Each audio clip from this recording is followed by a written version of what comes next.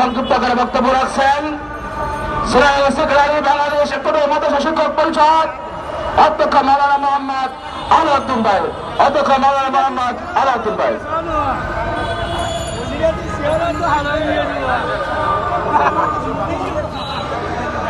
দুঃখিত, এখন আমাদের মাঝে সংক্ষিপ্ত করে বক্তব্য রাখছেন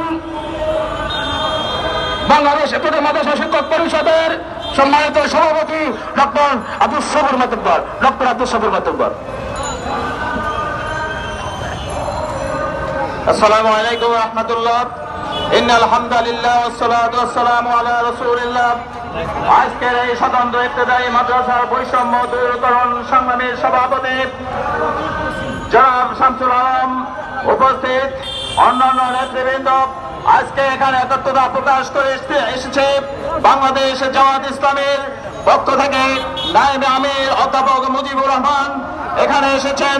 বাংলাদেশ জামাত ইসলামের কেন্দ্রীয় নির্বাহী পরিষদ সদস্য, ঢাকা মহানগরীর সংগ্রামী সভাপতি, বাংলাদেশ ইসলামী ছাত্র শিবিরের সাবেক কেন্দ্রীয় সভাপতি জনাব নুরুল ইসলাম বুলবুল, আদর্শ শিক্ষক ফেডারেশনের সংগ্রামী জেনারেল সেক্রেটারি অধ্যাপক মুজিবুর রহমান, অন্যান্য নেতৃবৃন্দ, ইবতেদায়ী মাদ্রাসা শিক্ষক পরিষদের নেতৃবৃন্দ, সংগ্রামী সহকর্মী ভাই ও বোনেরা, আপনারা ইতিমধ্যেই শুনেছেন বাংলাদেশের ইবতেদায়ী মাদ্রাসা শিক্ষকদের সাথে, শিক্ষার সাথে, শিক্ষার্থীদের সাথে এই পতিত আওয়ামী সরকার যে বৈষম্য আচরণ করেছে তার প্রতি আমরা মাঠে নেমেছি।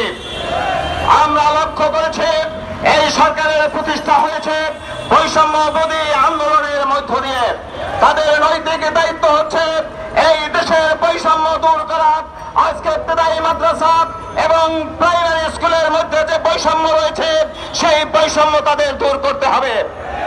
আমরা ক্লিয়ার পরিষ্কার করে বলতে চাই, বাংলাদেশে ইবতেদায়ী মাদ্রাসা এবং রেজিস্টার্ড প্রাইমারি একই সাথে প্রতিষ্ঠা হওয়া সত্ত্বেও এই দেশের রেজিস্টার্ড প্রাইমারিকে আওয়ামী লীগ সরকারিকরণ করেছে, কিন্তু ইবতেদায়ী মাদ্রাসা একটিকেও জাতীয়করণ করে নাই। উপরন্তু তারা ইবতেদায়ী মাদ্রাসাকে বন্ধ করে দেওয়ার জন্য মাদ্রাসা বোর্ডকে চিঠি দিয়ে স্বতন্ত্র এবং যে কোনো ইবতেদায়ী মাদ্রাসা বন্ধ করে দিয়েছে। আমরা অবিলম্বে ইবতেদায়ী মাদ্রাসা পুনরায় নতুন করে প্রতিষ্ঠার জন্য অনুরোধ করছি, আহ্বান জানাচ্ছি। আমরা লক্ষ্য করেছি প্রাইমারি স্কুল এবং ইবতেদায়ী মাদ্রাসা একই সাথে উপবৃত্তি পেত, এই আওয়ামী সরকার সেই উপবৃত্তিকে বন্ধ করে দিয়েছে। আমরা সেই বন্ধ উপবৃত্তি এই বৈষম্য বিরোধী সৃষ্টি সরকার, অন্তর্বর্তীকালীন সরকার আমাদের পূরণ করবে আমরা আশা করি।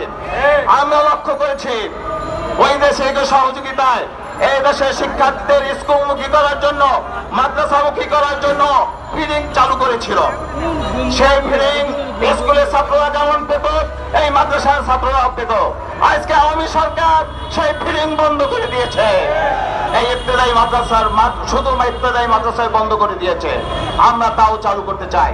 আমরা জানি সকলে বলে যে মাদ্রাসায় ছাত্র শিক্ষা সংকট, ছাত্রদের সংকট।